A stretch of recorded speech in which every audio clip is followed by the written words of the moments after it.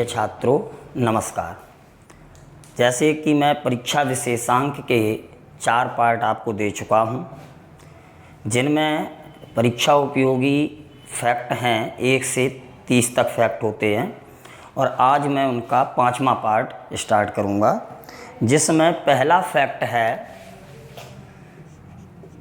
Chlorofluorocarbon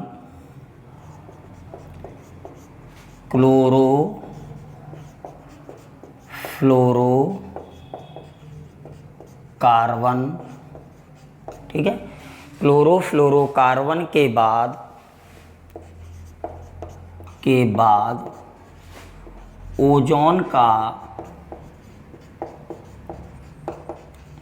ठीक है, क्लोरोफ्लोरोबाद के बाद ओजोन का स्तर का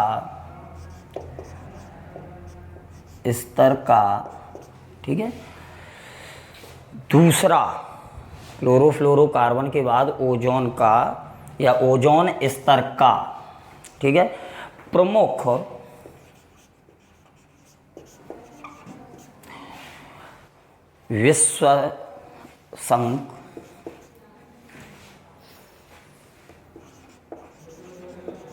विश्वसंक कौन सा यौगिक है, या यहाँ विश्वसंक ना कह के विध्वंसक कहें, विध्वंसक कौन सा यौगिक है। बहुत अच्छा शब्द है, ठीक है। विध्वंसक या विश्वसंक कौन सा यौगिक है। किसके बाद? क्लोरोफ्लोरोकार्बन के बाद। मतलब क्लोरोफ्लोरोकार्बन तो इसको विध्वंस करती ही है, इसको नष्ट करती है ओजोन परत को। अगर कभी पूछ दिया जाए कि ओजोन परत के अलावा ऐसा कौन सा यौगिक है जो इसको नष्ट करता है, तो आंसर होगा नाइट्रोजन डाइऑक्साइड। नाइट्रोजन डाइऑक्साइड ये भी जो है आपके क्लोरोफ्लोरोकार्बन को नुकसान पहुंचाता है। अगला फैक्ट है अपने स्थान पर सेलों, ठीक है, सेलों तथा आवरण, शैलों तथा आवरण प्रस्तर के विघटन, ठीक है, प्रस्तर के विघटन तथा वियोजन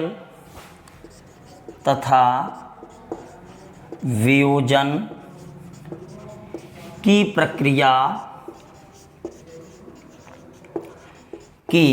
प्रक्रिया को कहते हैं।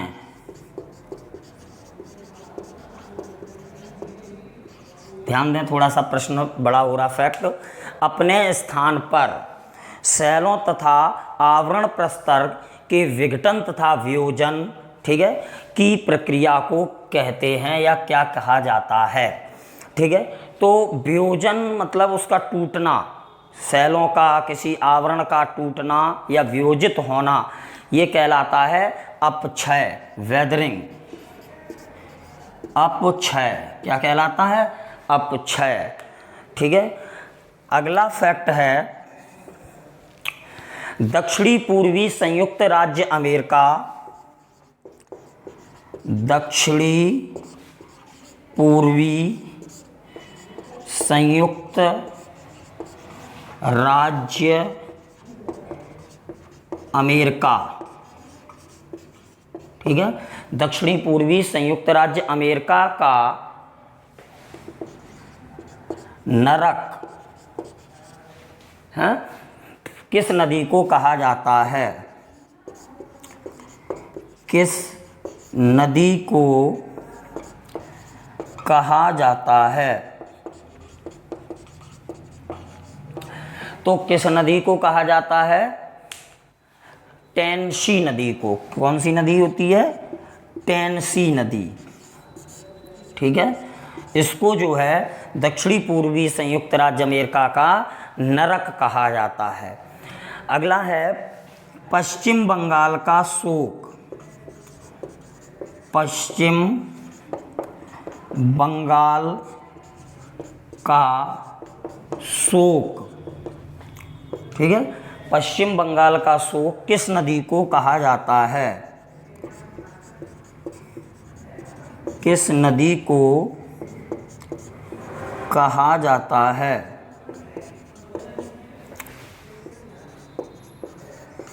किस नदी को कहा जाता है?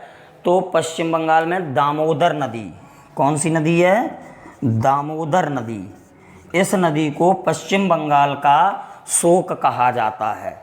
अगला फैक्ट, किस नदी को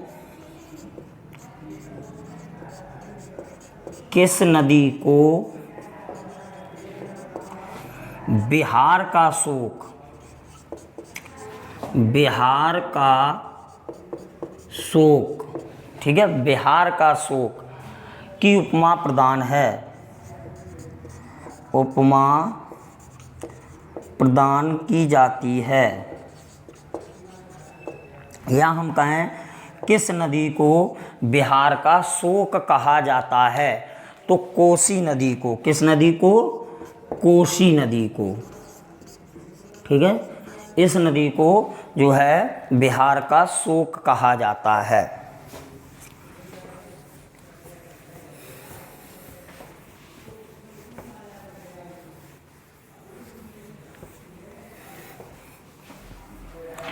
नेक्स्ट फैक्ट है, उत्तर भारत की अर्थव्यवस्था का, उत्तर भारत की अर्थव्यवस्था का, ठीक है, उत्तर भारत की अर्थव्यवस्था का मेरुदंड है, मेरुदंड है।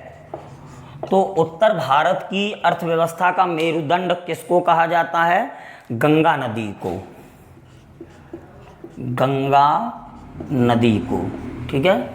इसके बाद आपका नेक्स्ट फैक्ट आता है, धारणीय या स्थायी, धारणीय या स्थायी, ठीक है, विकास की अवधारणा, विकास की अवधारणा, ठीक है, विकास की अवधारणा के सर्वप्रथम प्रतिपादक कौन थे? ठीक है, कौन सी? धारणीय या स्थायी विकास की जो अवधारणा है उसके जो प्रथम प्रतिपादक हैं वो कौन है? ब्रंटलैंड,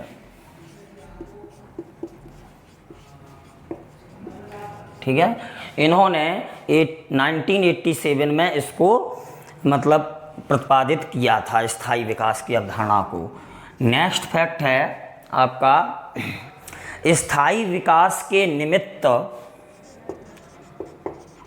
स्थायी विकास के निमित्त, ठीक है, संयुक्त राष्ट्र का सम्मेलन,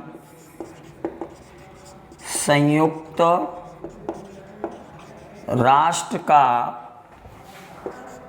सम्मेलन, ठीक है, संयुक्त राष्ट्र का सम्मेलन कहाँ आयोजित किया गया? कहाँ आयोजित किया गया? ठीक है, स्थायी विकास के निमित्त मतलब उससे संबंधित संयुक्त राष्ट्र का सम्मेलन कहाँ आयोजित किया गया? तो जोहान्सबर्ग में आयोजित किया गया था। कब? 2002 में, ठीक है, इसको किया गया था। अगला है फैक्ट, स्थायी विकास शब्द का, स्थायी विकास शब्द का, ठीक है, पहली बार प्रयोग किसने किया था, का पहली बार प्रयोग किसने किया था।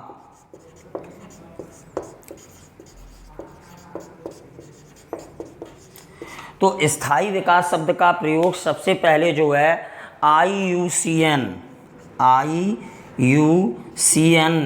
ये एक संस्था है, इसने किया था। इसका फुल फॉर्म होता है intervention union for conservation of nature and natural resources. ये है IUCN,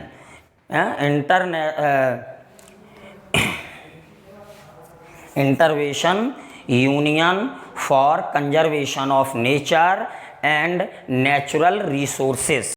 नेक्स्ट फैक्ट है आपका द्वितीय पृथ्वी सम्मेलन, द्वितीय पृथ्वी सम्मेलन की संज्ञा, सम्मेलन की संज्ञा किस सम्मेलन को, किस सम्मेलन को प्रदान की गई। यानी कि कहने का मतलब किस सम्मेलन को हम द्वितीय पृथ्वी सम्मेलन कहते हैं। तो जो जोहान्सबर्ग सम्मेलन था,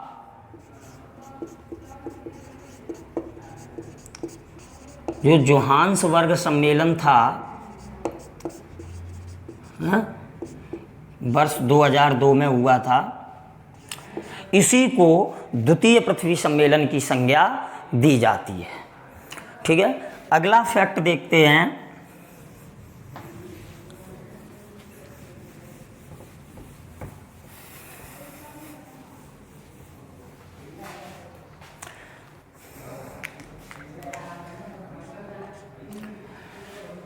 व्यक्ति सामान्य शिष्टाचार, व्यक्ति सामान्य शिष्टाचार, ठीक है, समाज की परंपराएं, समाज की परंपराएं, समाज की परंपराएं व संस्कार,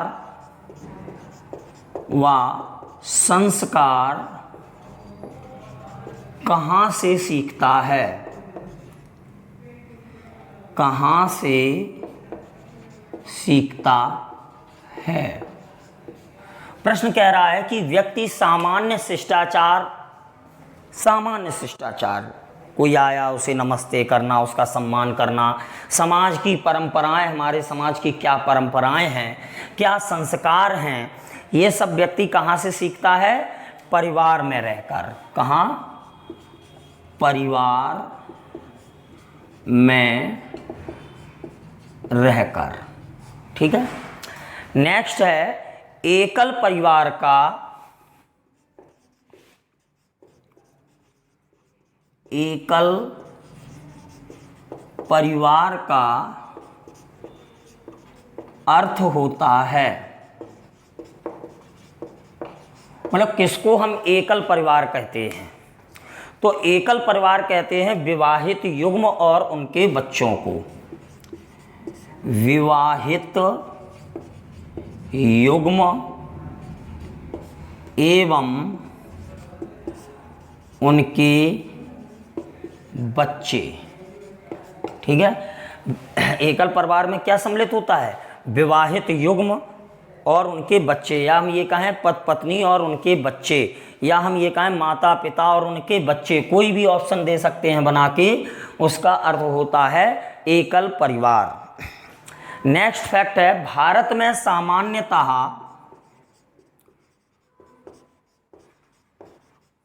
भारत में सामान्यतः मतलब सामान्य तौर पर किस पारिवारिक प्रथा का, किस पारिवारिक प्रथा का प्रचलन है? किस पारिवारिक प्रथा का प्रचलन है? ठीक है, तो भारत में अधिकतर संयुक्त परिवार प्रथा है। कौन सी? संयुक्त। एकल अब आ गए हैं, लेकिन अगर वास्तविक देखा जाए तो भारत की जो परंपरा है वो संयुक्त परिवार प्रथा है। कौन सी है? संयुक्त परिवार प्रथा। ठीक है, इस प्रथा के तहत।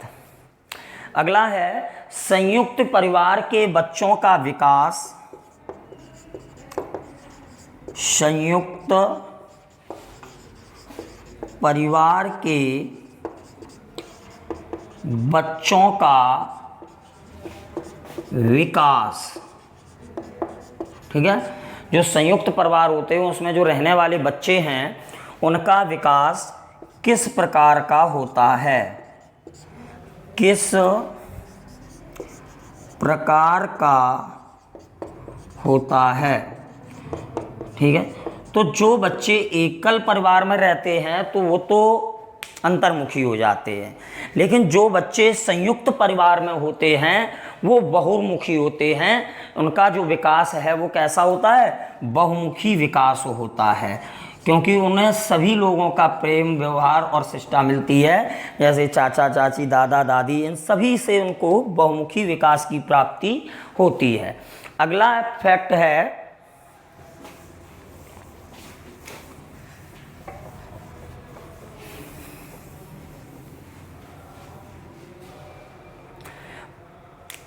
परिवार की उत्पत्ति का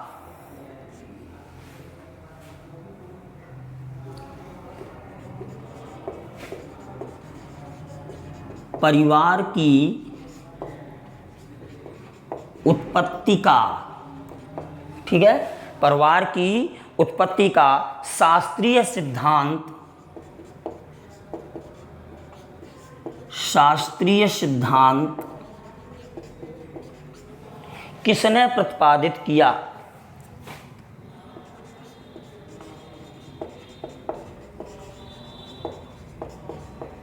ठीक है, तो जो शास्त्रीय सिद्धांत है ये प्लेटो और अरस्तु के द्वारा प्रस्तुत किया गया था।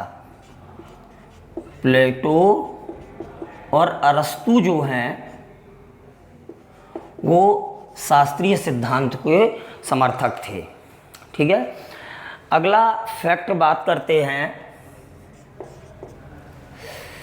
किस वर्णक की उपस्थिति, किस वर्णक की उपस्थिति, ठीक है, के कारण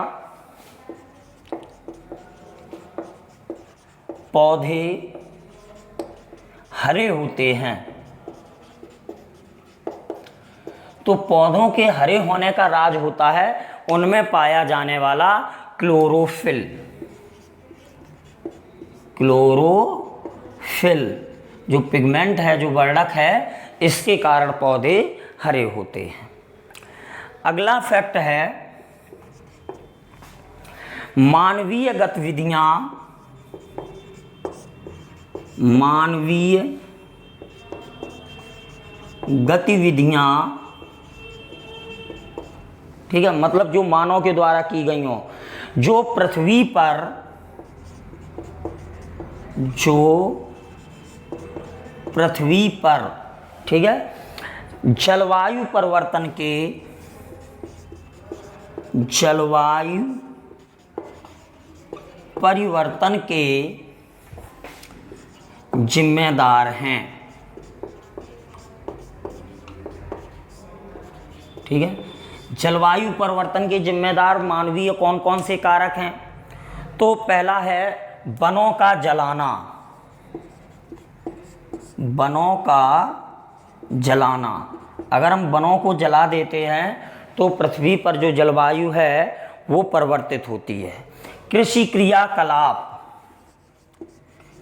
कृषि क्रियाकलाप, है, मतलब कृषि करने में कीटनाशक वगैरह का जो उपयोग किया जाता है उसके कारण।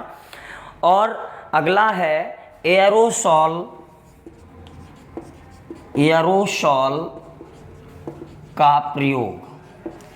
ये ऐसे मानवीय कारक हैं जिनका उपयोग करने से मानवीय गतिविधियां जो हैं वो जलवायु का परिवर्तन करने में सक्षम है। नेक्स्ट फैक्ट है यूफॉर्बिसी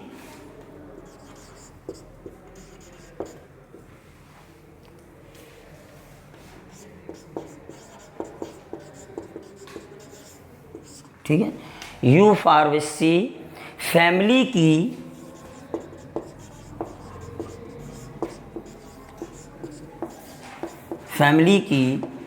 कौन सी, ठीक है, यूफॉर्बिसी फैमिली की कौन सी फसल बायोडीजल, ठीक है, बायोडीजल उत्पन्न करने के लिए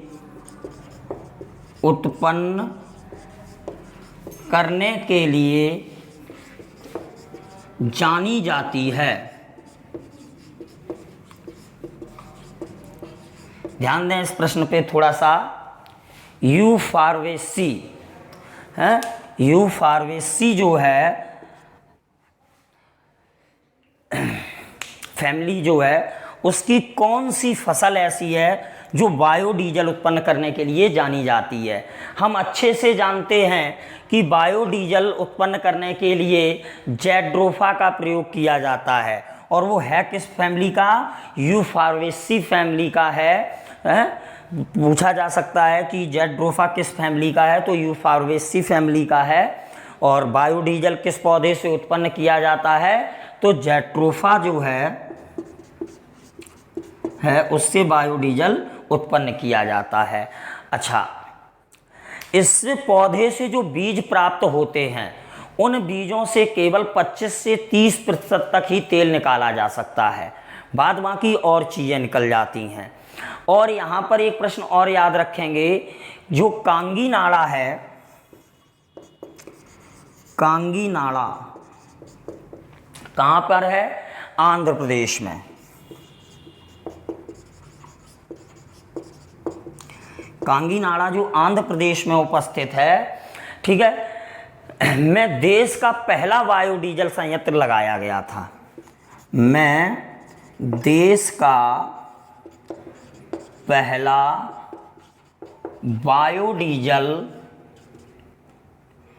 बायोडीजल संयंत्र लगाया गया था। ठीक है, अगर आपसे प्रश्न पूछा जाए कि देश में पहला बायोडीजल संयंत्र कहाँ लगाया गया था, तो देश में पहला बायोडीजल संयंत्र जो है आपका कांगी नाड़ा में लगाया गया था, जो कि आंध्र प्रदेश में स्थित है। नेक्स्ट फैक्ट देखते हैं, पीने के लिए सुरक्षित पानी, पीने के लिए सुरक्षित पानी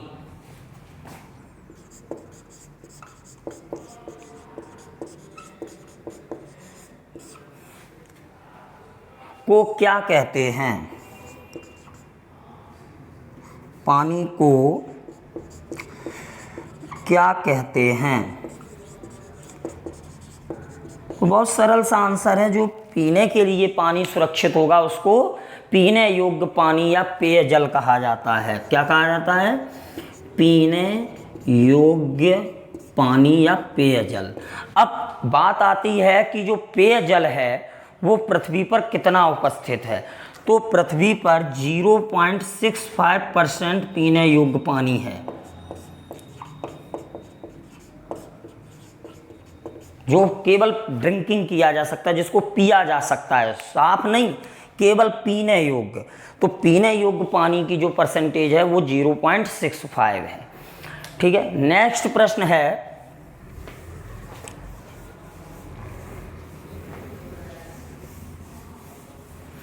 नेक्स्ट फैक्ट है, वर्ष 1984, वर्ष 1984 की भोपाल गैस त्रासदी की भोपाल गैस, ठीक है, त्रासदी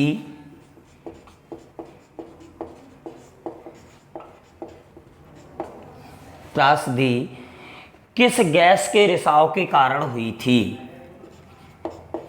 किस गैस के रिसाव के कारण हुई थी?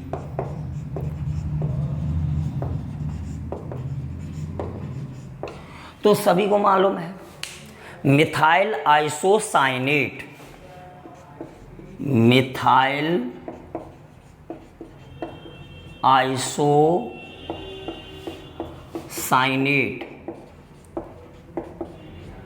शॉर्ट में इसको MIC मिक बोला जाता है, ठीक है। इसका जो रासायनिक सूत्र है वो होता है CH3NCO, ये होता है मिथाइल आइसोसाइनाइट मिक, ठीक है। और इसमें लगभग 2500 व्यक्तियों की मृत्यु हो गई थी जब ये गैस आपका रिलीज हुई थी। और इसमें जो है मिथाइल आइसोसाइनेट का जो उपयोग है वो कीटनाशक रसायनों के बनाने में या कीटनाशक रसायन बनाने में या कीटनाशक रसायन के रूप में किया जाता है। कीटनाशक रसायन के रूप में इसका प्रयोग या बनाने में उसके इसका प्रयोग किया जाता है, ठीक है। नेक्स्ट फैक्ट है आपका, विकासशील देशों को,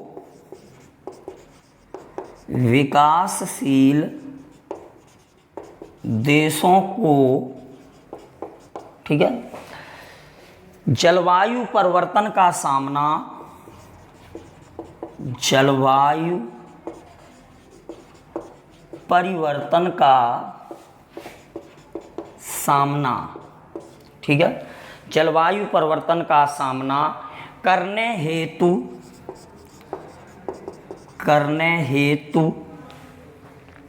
अनुकूल और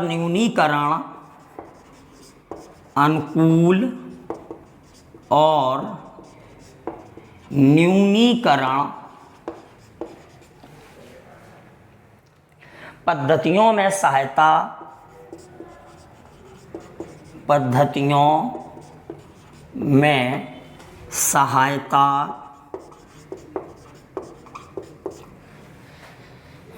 देने के आशय से बनी है।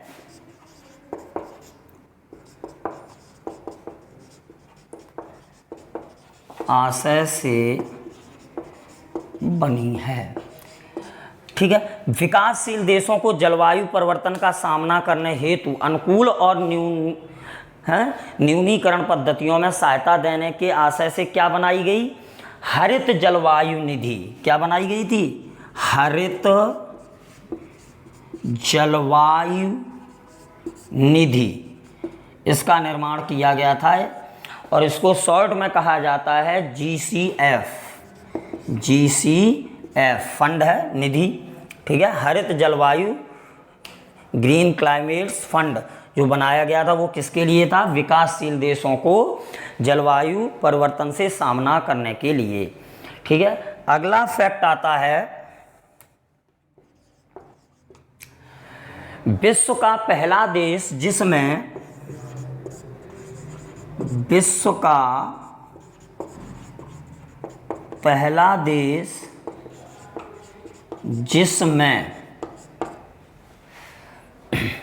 भूमंडलीय तापन के,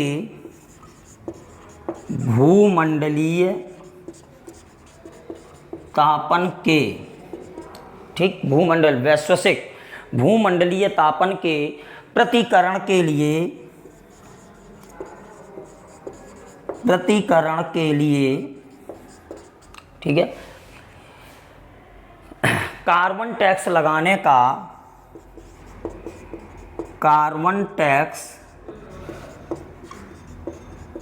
लगाने का, यानी कि जो कार्बन उत्सर्जित होगा उस पे टैक्स प्रस्ताव रखा।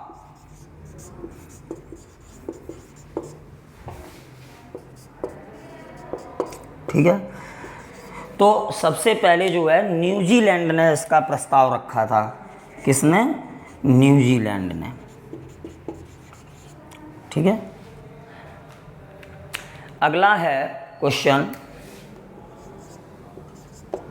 क्या है?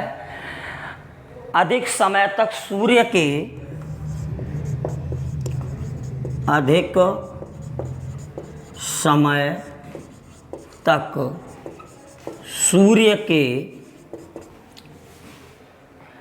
परावैंगनी विकिरण के, परावैंगनी विकिरण के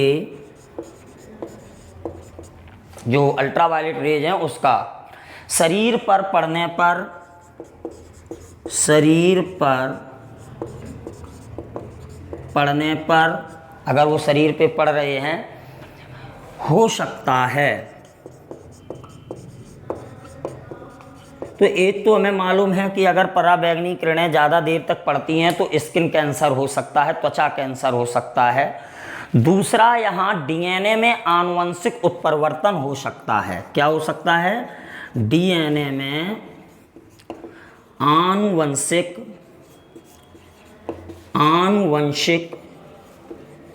उत्परिवर्तन,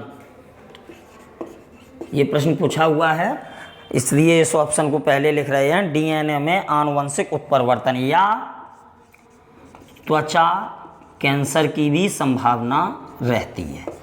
ठीक है, नेक्स्ट फैक्ट देखते हैं।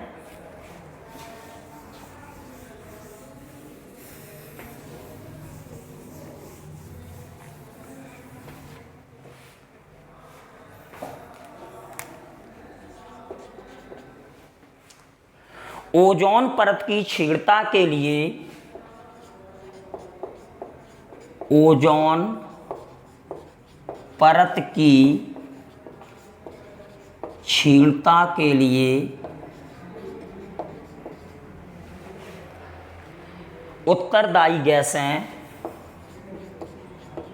उत्तरदायी गैसें कौन कौन सी हैं?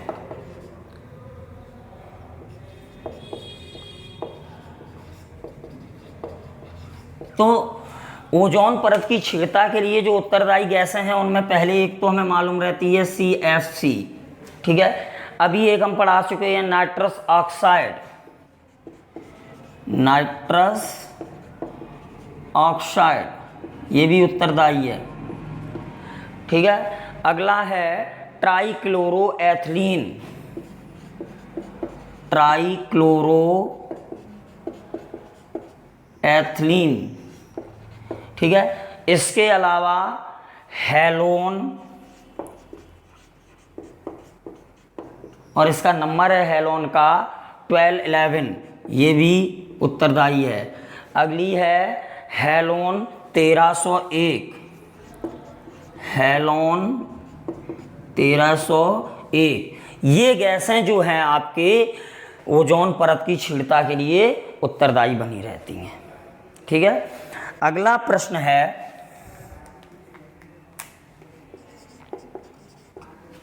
आपका मॉन्ट्रियल प्रोटोकॉल,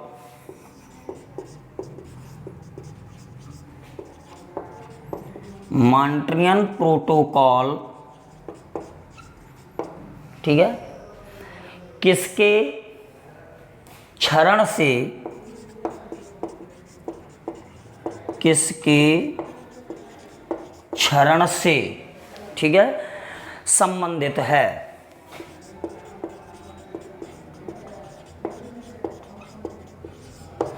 तो जो मॉन्ट्रियल प्रोटोकॉल है ये ओजोन परत के क्षरण से संबंधित है। किसके?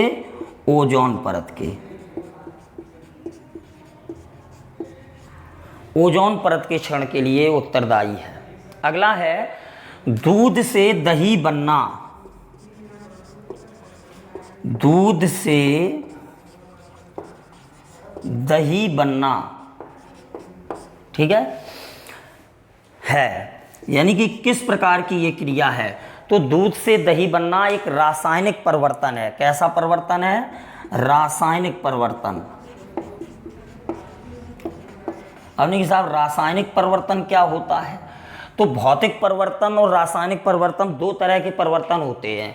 तो भौतिक परिवर्तन तो वो होता है जिसमें हम दोबारा वस्तु को प्राप्त कर सकें, और रासायनिक परिवर्तन वो होता है जिसमें एक बार परिवर्तन होने के बाद हम दोबारा वो वस्तु प्राप्त ना कर सकें। अगर दूध से दही बन जाए तो दही से हम दूध नहीं बना सकते, ठीक है। और दूसरा यहाँ से प्रश्न अगर देखा जाए तो दूध से दही बनना जो है आपके मंद रासायनिक अभिक्रिया भी है। कैसी है? मंद, धीमे धीमे होने वाली। भाई दो प्रकार की होती हैं, मंद रासायनिक अभिक्रिया, तीव्र रासायनिक अभिक्रिया। तो तीव्र का मतलब होता है तुरंत रिजल्ट प्राप्त हो जाए बहुत जल्दी से, और दूसरी होती है स्लो यानी कि मंद। तो जो दूध से दही बनना है वो मंद रासायनिक अभिक्रिया है। अगला है जल समस्या का निराकरण संभव है। जल समस्या का निराकरण संभव है। तो जल समस्या का निराकरण करने के लिए आपको जल अपव्यय रोककर, जल अपव्यय रोककर यानी कि जल को ज़्यादा नुकसान ना करें, समुचित जल प्रबंध, समुचित जल प्रबंध, ठीक है, मतलब जल का सही प्रबंध होना चाहिए। और वाटर हार्वेस्टिंग के द्वारा, वाटर हार्वेस्टिंग के द्वारा।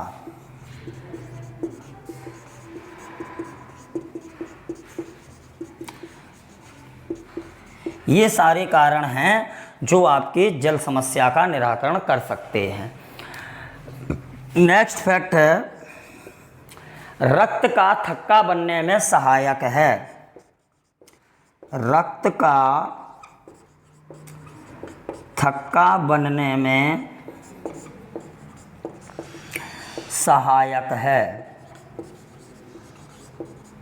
मतलब ऐसी कौन सी विटामिन है जो रक्त का थक्का बनाने में सहायक है? तो विटामिन के जो है रक्त का थक्का यानी कि ब्लड क्लॉटिंग में सहायता करती है।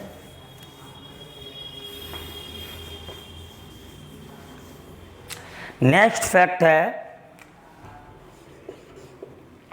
आपके सुश्री मेघा पाटकर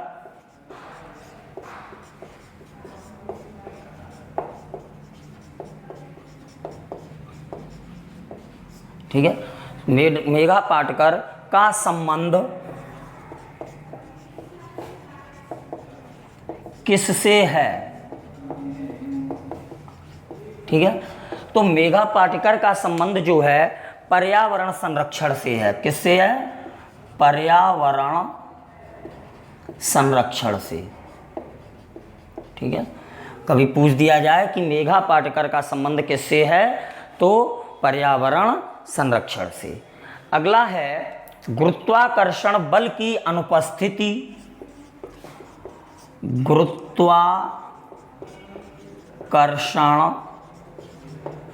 बल की अनुपस्थिति, मतलब ये अनुपस्थित हो जाए में वस्तु का भार क्या होता है? उपस्थिति में वस्तु का भार क्या होता है? तो जब किसी वस्तु से गुरुत्वाकर्षण बल की अनुपस्थिति हो जाती है तो वहां पर वस्तु जो है भारहीनता का अनुभव करती है। किसका? भारहीनता का, मतलब उसे अपना भार का अनुभव नहीं होता है। कब? जब कहीं से गुरुत्वाकर्षण बल अनुपस्थित हो जाता है।